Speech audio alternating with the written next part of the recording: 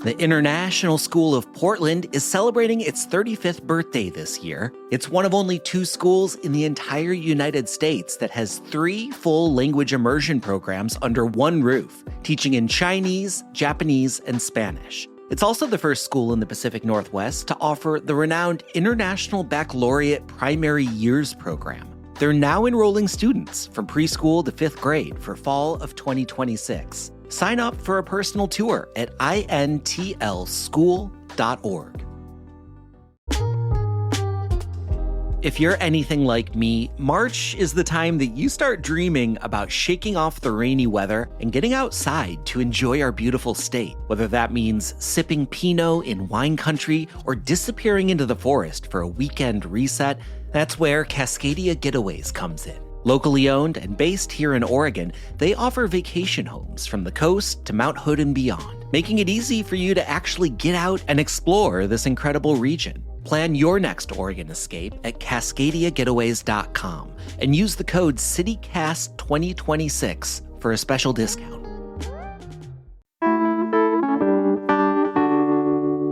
Today on CityCast Portland, we're talking about a local labor leader's attempts to influence city council, 2 new rulings attempting to limit ICE's ability to use tear gas in Portland, and a new citywide tax that's being considered to patch up our roads.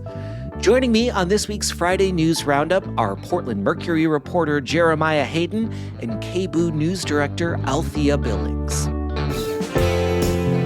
Hey, it's Friday, March 13th. I'm John Notarianni in for Claudia Meza, and this is what Portland's talking about.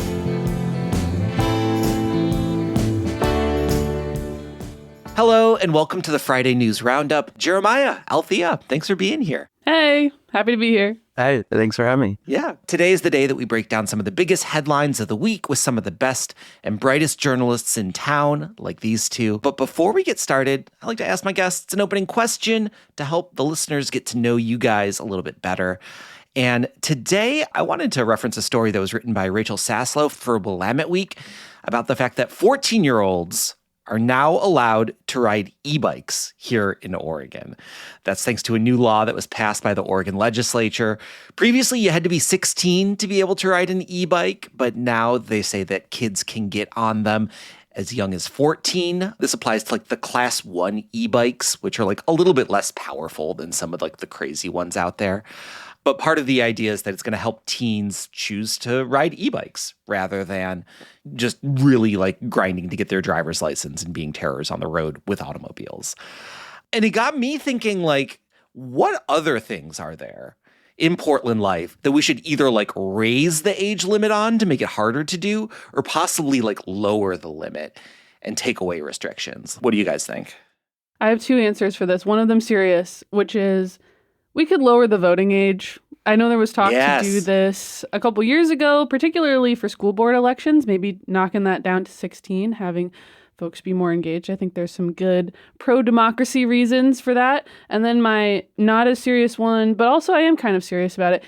Maybe we raise a limit to when you're like 30, just because people really dread that birthday, and it'd be nice if like, well, at least now you can like adopt a reptile or something. I don't know, that you get a special privilege. So no reptile adoptions until you're 30 years old. Well, you could have one, you just can't legally adopt one. You know, it's the confines of the law.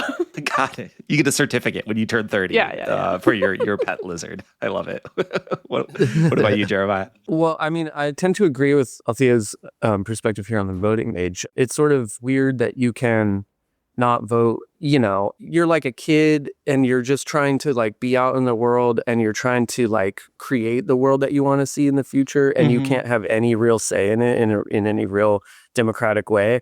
You know, I'm not probably having as much like fun with this question. I have no reptiles, although maybe there should be fewer reptiles in government, and that might happen if if kids were able to have a little perspective on that and like be able to actually, you know, you make mistakes when you're young, you vote for the wrong people, you figure it out later, all this stuff. Let's get kids making the mistakes as early as possible, learn how to do the whole thing. And like, we have old people running the government and voting for the government, and look where that's got us. I don't know that it would be all that bad to let the younger people decide where we go next.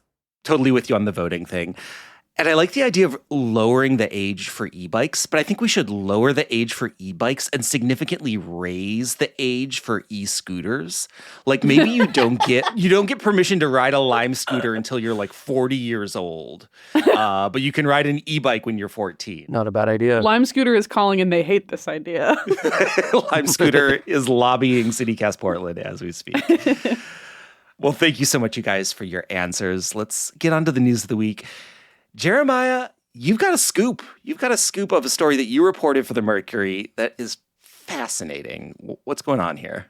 Yeah, maybe a good place to start is where this story really started for me. Earlier in the year, the city council was trying to elect its new president.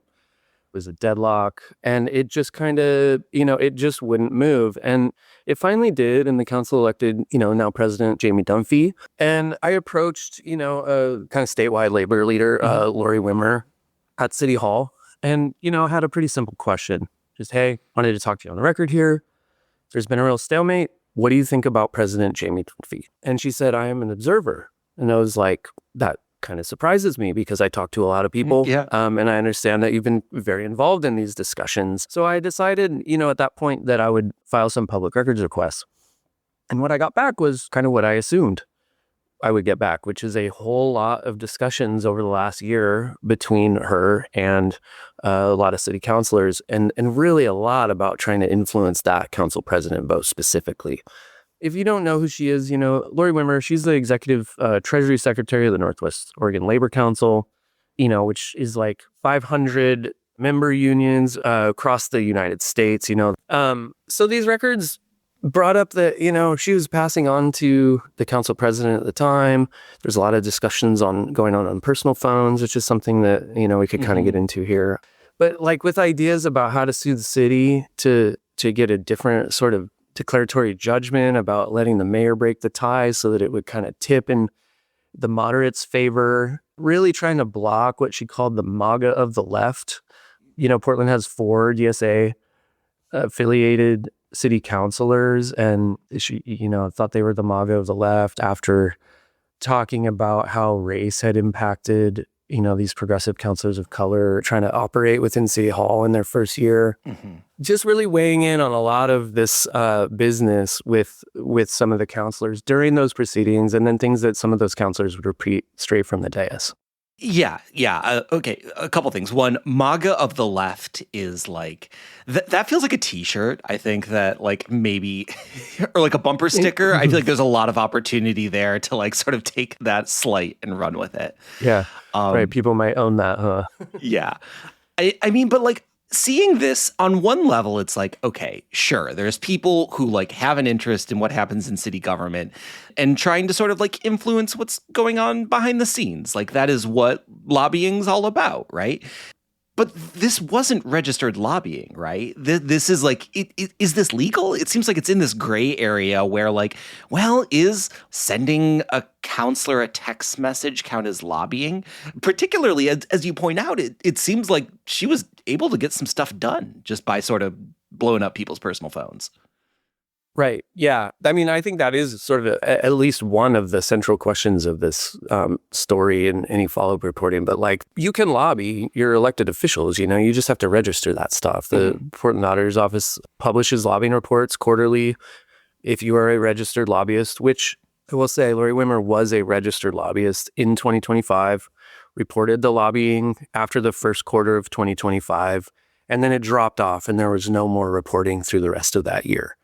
Those registrations expire at the beginning of the year. There's some, you have some leeway, you have some time to kind of register and then file those reports. But as far as 2026, she's not a registered lobbyist. And so the point of those lobbying rules, both with the city, also state public records law, is that the public has a right to know who is influencing their government. Yeah. It's a pretty simple concept. Public records law is one of disclosure. It has always operated that way. And then there are exemptions that make it so that you're not handing out, the nuclear codes or whatever the equivalent is at a city hall, just in public records request. So that is a question. But, in terms of disclosure of public records, like, Sure, like city emails, that sort of thing, easy, we got it. But like in terms of disclosure of like personal communications on personal devices, do we even know if we're getting the full picture of what's going on here, or is it kind of anyone's guess? Yeah, it's a funny one. And the people who make those laws in the legislature don't exactly want to disclose everything. But like, keep in mind, this is a state law. So like a lot of local governments are just volunteers. They're people who show up after work. All of their city council meetings are at 6 p.m. in a small town or whatever, because they all have jobs. Like, and they're just working on their phones and stuff. The point is that if that business is the city's business, it is by law a public record and it should be turned over. Now, the custodian of that record, the person who gets to decide, is the elected official themselves. So you have a really hard time actually getting it, and it is a little bit of an honor system thing for, better or worse. That's why I think a lot of people, it is recommended for elected officials to use their city-issued phones because it automatically archives, and then you don't have to worry about it. Mm-hmm. And I think that's kind of the main thing here is that we don't want people operating in the shadows. Yeah.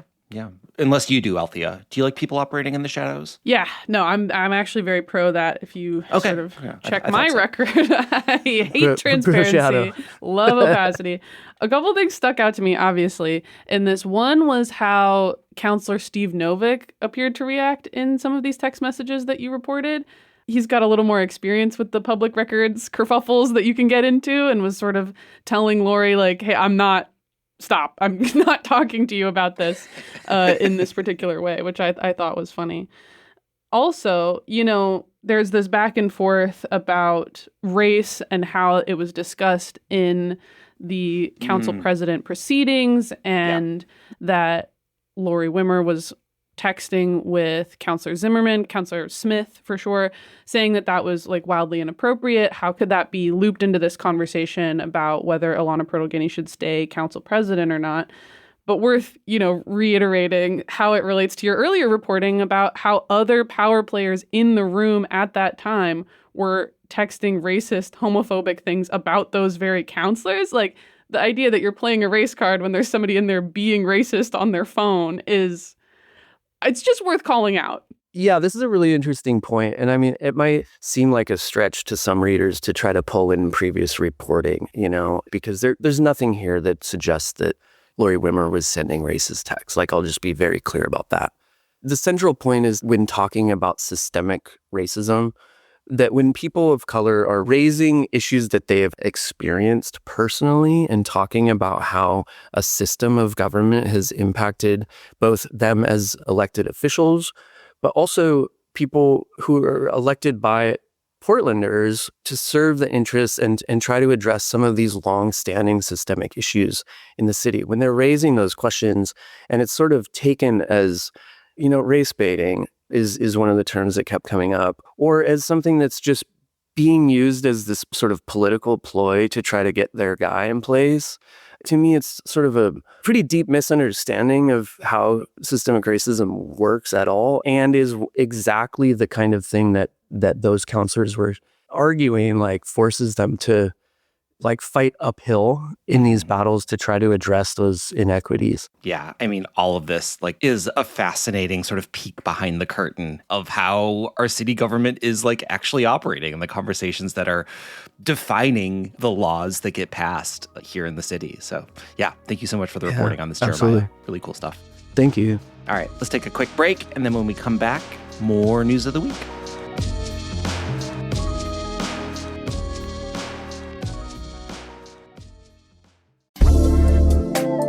When the unexpected happens, a serious injury, a catastrophic crash, or even a wrongful death, the impact isn't just personal.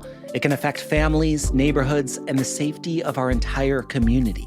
In those moments, you deserve more than legal help. You deserve advocates committed to making Portland safer for everyone.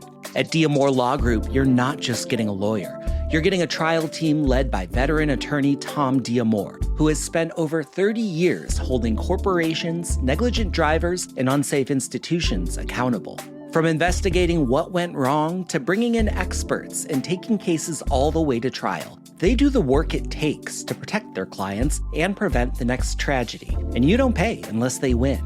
Contact Diamore Law Group at 503-222-6333 or visit Diamore Law to schedule a free consultation. They're here to stand up for individuals and for a safer Portland.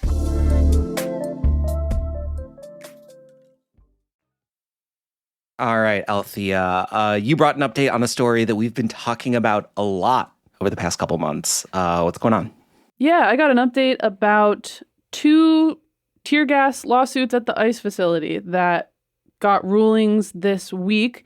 The first one happened last Friday. That was federal judge Amy Baggio ruling in a case that was about what the tenants at Gray's Landing have been experiencing. So Gray's Landing is that apartment building that is kitty corner to the ICE facility in the South Waterfront. And tenants there have described really horrible scenes of having to live right by the ICE facility where federal officers are tear gassing with abandon the entire neighborhood. And so these tenants sued to try to stop the use of tear gas in this way. And it was based on their bodily autonomy, like the government running roughshod over their own health. There were folks who were talking about how it had made their health conditions worse. People were sleeping in gas masks. People are vomiting, like all of this really, really horrible stuff that, you know, you can't leave the area. That's where you live. There's a lot of like reasons why it's a really tough situation. The federal judge ruled in favor of those tenants, restricting the use of chemical munitions by the feds, except where, and this is the quote, they reasonably fear for their lives. So restriction number 1.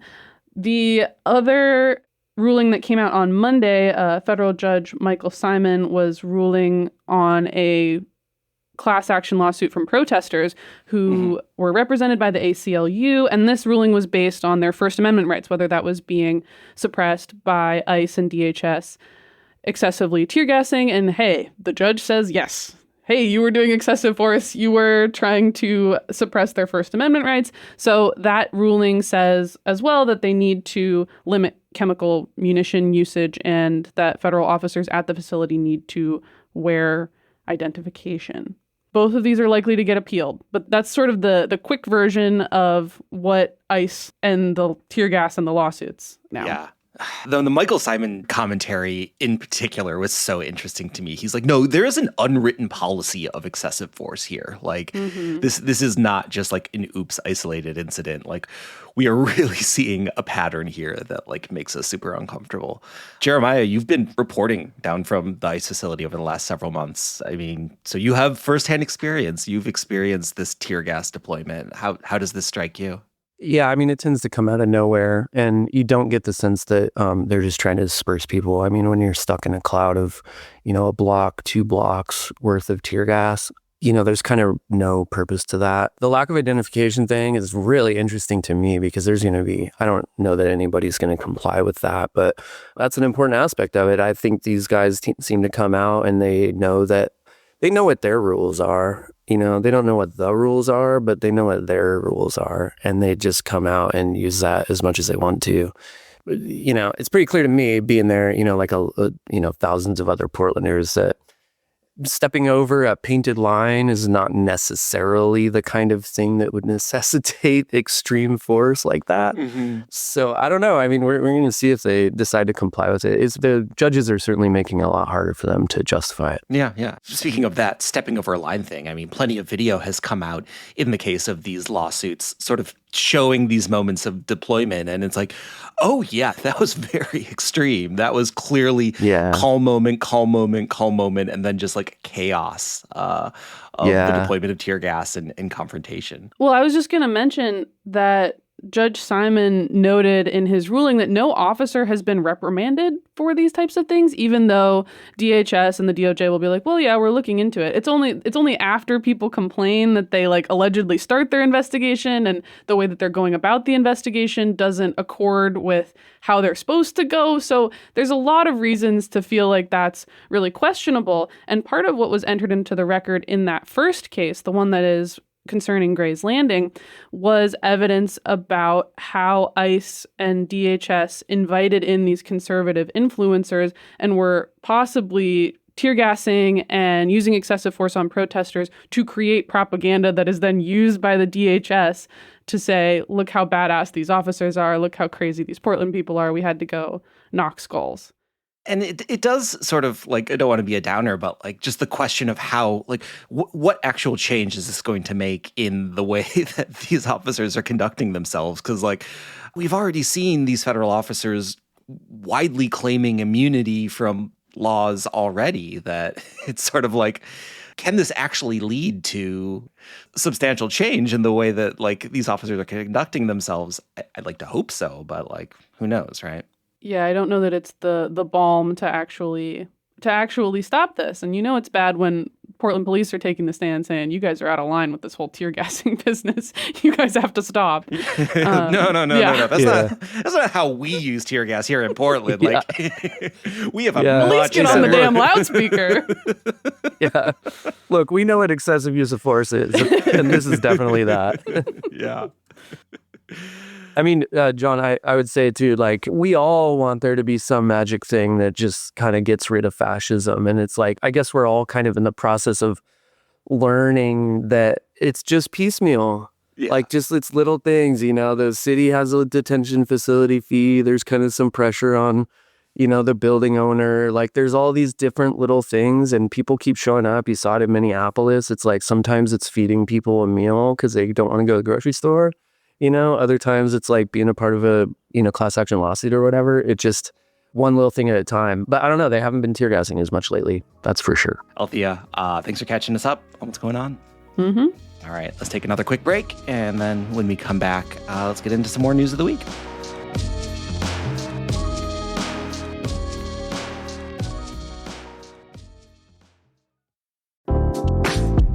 Hi, I'm David Plotz. I'm the CEO of CityCast, a podcast network that includes this show you're listening to, and also 12 other CityCasts in 12 other cities. And each one knows their city as well as your local team knows yours. So isn't it time we connected them? Don't you want to know how they're tackling their bike lane problems and housing challenges and sidewalk dog poop crises? That's why I'm hosting a new podcast called Your City Could Be Better. Because it could be. Every week, I'll chat with a different host in our CityCast network about what their cities are doing right and wrong, the weird things they're trying, and the surprising successes, so that we can all learn how to make our cities a little bit better. Listen to Your City Could Be Better on YouTube or wherever you get your podcasts. All right, well, I'm bringing a story based in some great reporting by Shane Dixon Kavanaugh and Carlos Fuentes over at The Oregonian.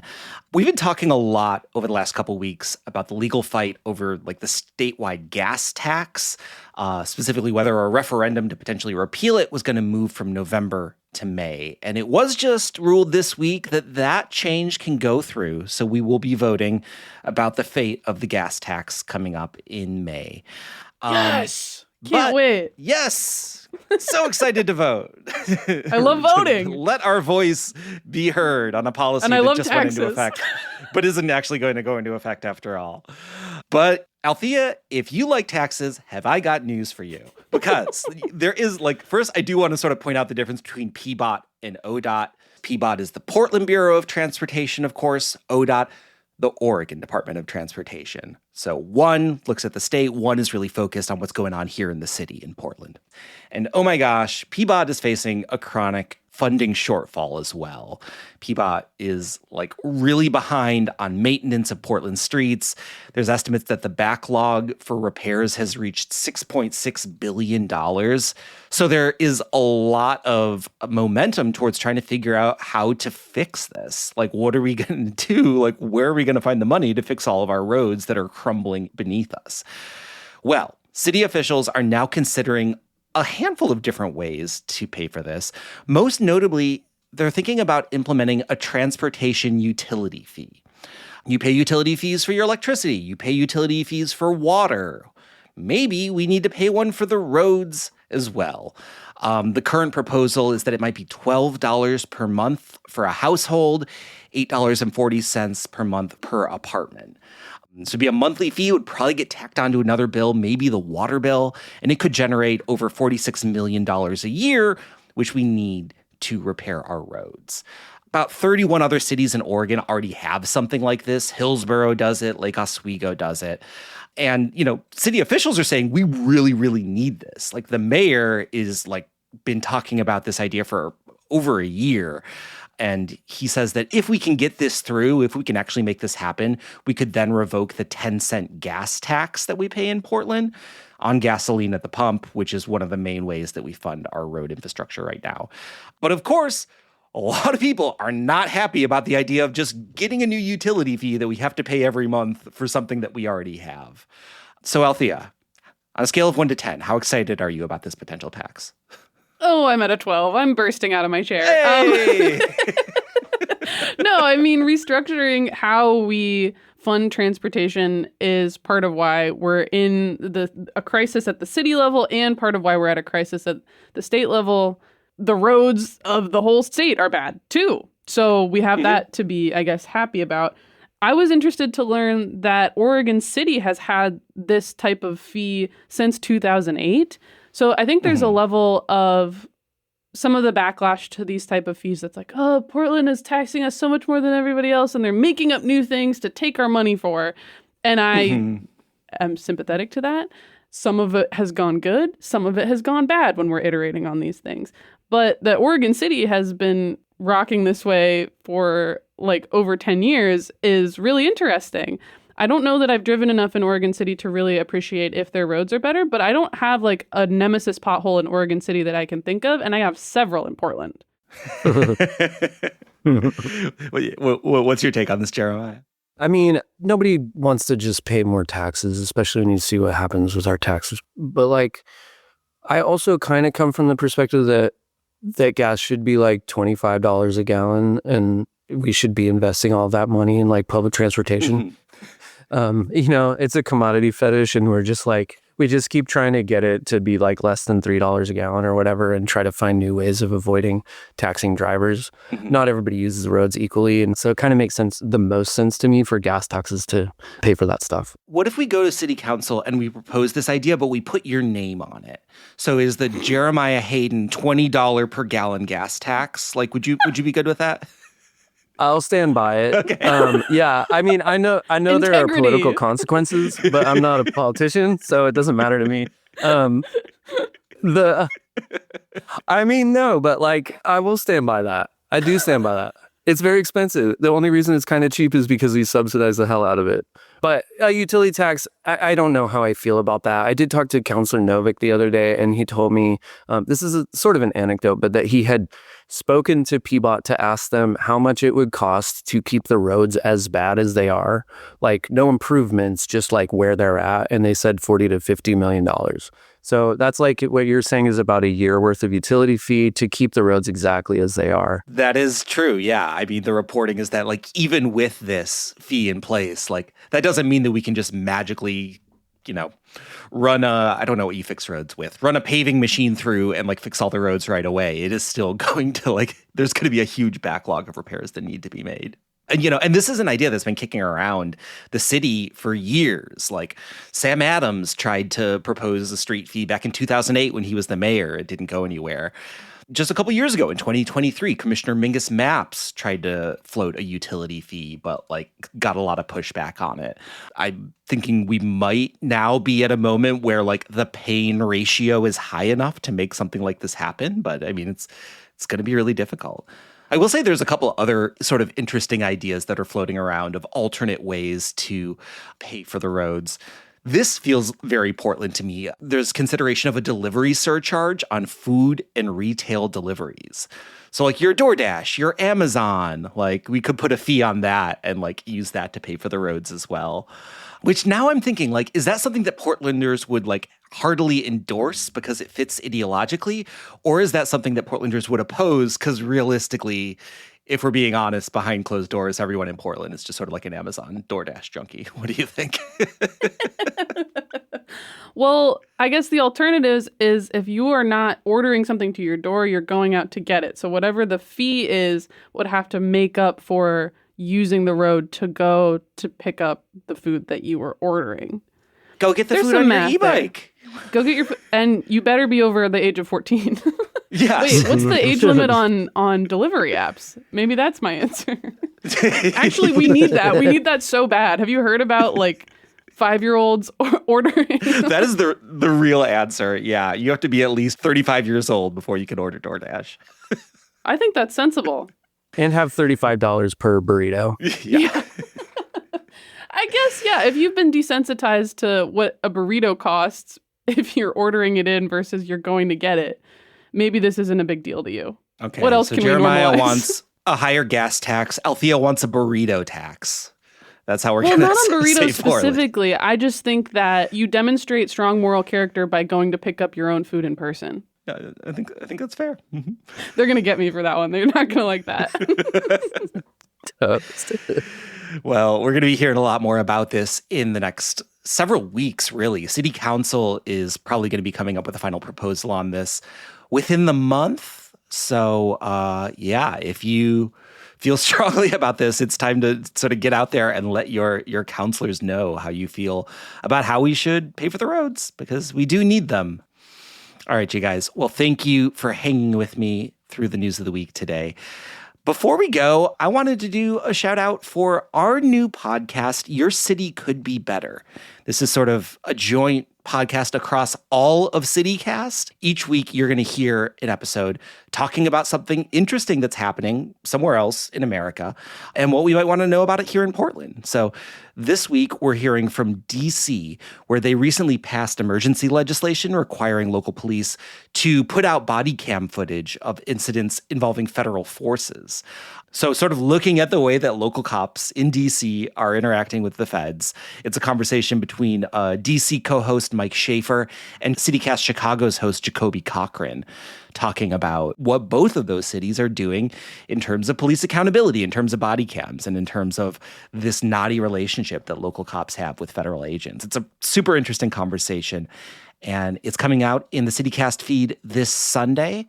Every week, you can look forward to a new episode where we're going to be talking with someone from across the country about something interesting going on. So check it out in our CityCast Portland feed. You can also check out the new episodes on YouTube or wherever you get your podcast as well. So yeah, check it out, you guys. Cool. All right. Well, Althea, Jeremiah, always such a pleasure. Thanks for coming on. And I hope you both and everybody listening has a great weekend. Thanks, John. Thanks for having us.